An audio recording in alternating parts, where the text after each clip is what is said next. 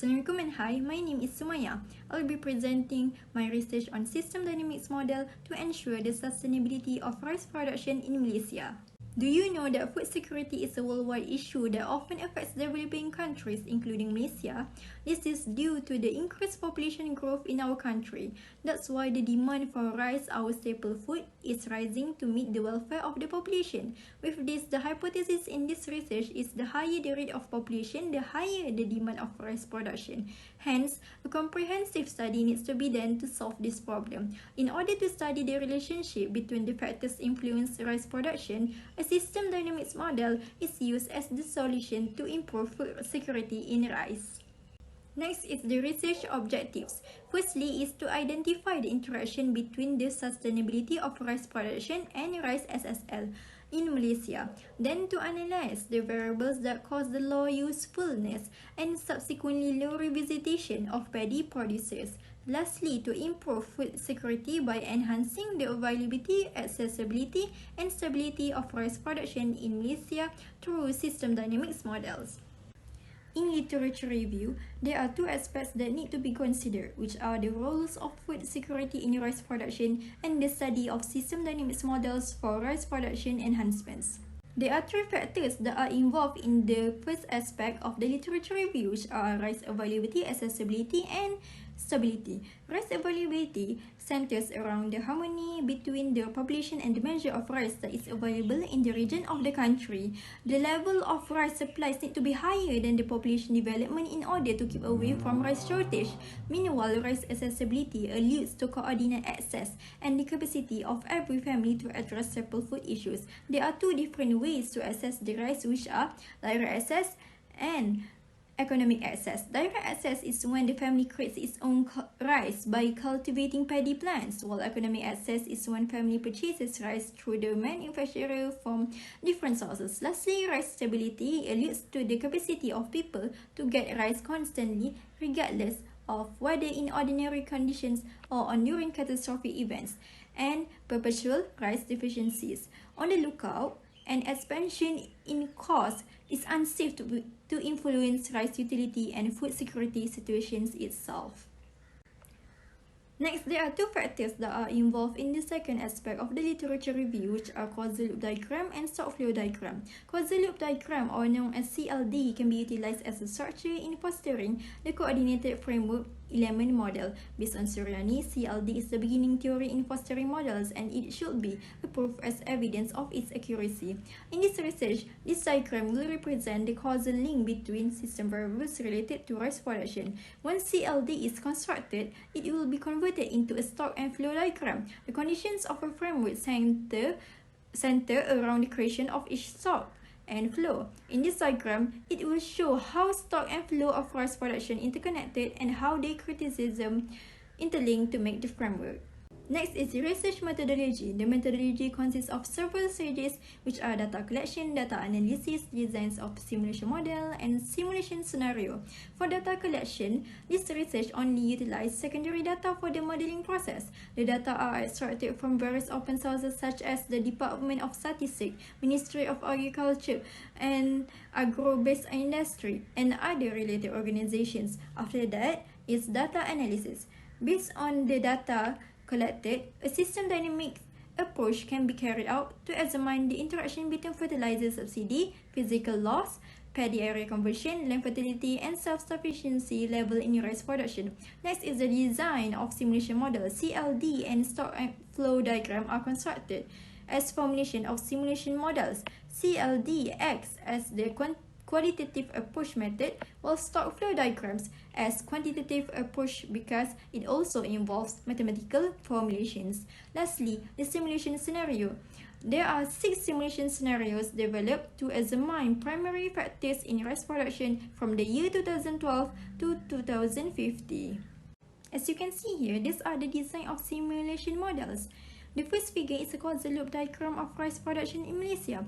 According to Sapiri and others, the positive sign denotes that the variables are changing in the same direction, whereas the negative sign denotes that the variables are changing in opposing directions. Making a CLD is a qualitative stage for describing the structure of a system and understanding the dependence of various variables in the rice supply chain. The next figure is the stock and flow diagram of rice production in Malaysia.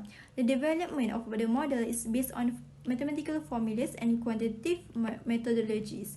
The stock goes about as the repository to aggregate amounts and depicts the state of the framework, while the flow capacity to expand, which is inflow, and diminishing, which is outflow, the worth of the stock. This figure consists of 6 types of stocks, which are local production, rice import, Thailand, Vietnam, rice stock, and populace. The local production rate relies upon SSL gap. As higher SSL gap, the higher the local production. Thus, a rise in local production will raise the rice SSL. Next, let's proceed to the simulation scenario. The study examines the impacts of input subsidy, physical loss, paddy area conversion, and land fertility on paddy area production, income, and SSL. As you can see here, there are 6 policy scenarios implemented.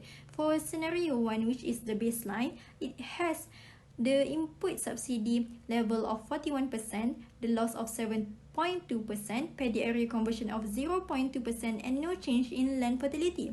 For scenario 2, the implication of reduction of input subsidy, while loss paddy area conversion and land fertility remain unchanged. For scenario 3, the implication of the reduction of input subsidy together with the implementation of loss reduction technology.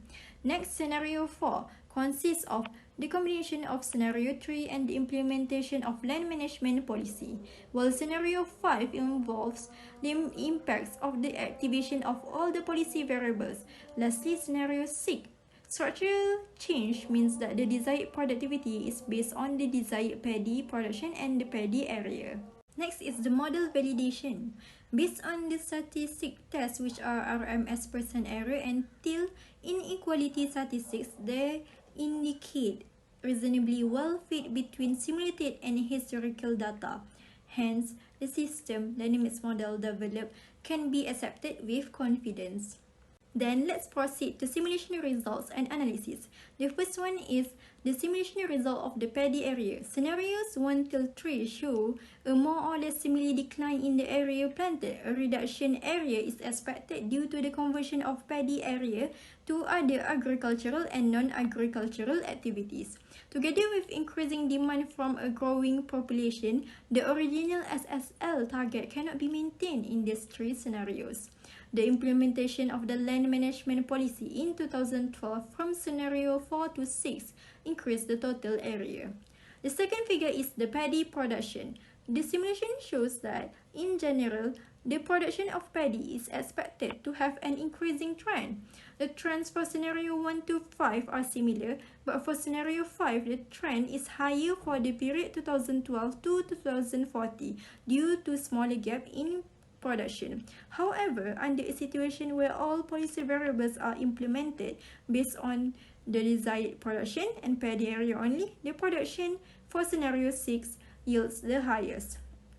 In the third figure, the actual productivity. The patterns tend to emulate the production behavior of paddy.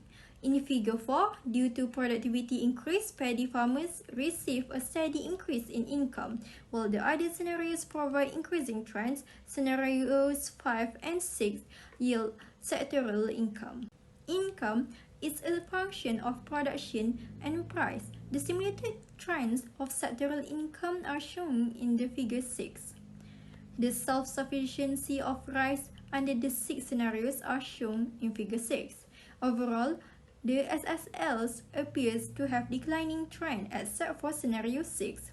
As mentioned before, this happens because of the growth in the total consumption of rice due to the growth in domestic production. Although the consumption per capita of rice is declining in trend, the effect of population increase on total rice requirement is greater. Again, among the scenarios, scenario 6 gives the highest SSL level. This is followed by scenario 5, while the rest shows similar SSLs. In conclusion, the study attempts to examine the sustainability of rice production in Malaysia.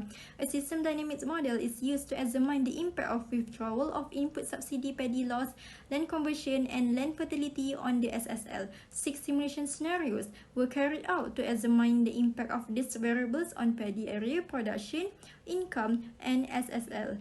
According to the analysis, Malaysia may be able to sustain the 70% SSL objective in the long run while still complying with the World Trade Organization WTO agreement. The SSL may be maintained at the targeted level with ongoing R&D support to create new high-producing cultivars. According to the report, 2 essential components of R&D must be considered, which are the productivity target and the R&D fund. The combination of defined goals and R&D fund will assure the long-term achievement and sustainability of rice SSL. Lastly, these are the references for this research. That's all from me. Thank you.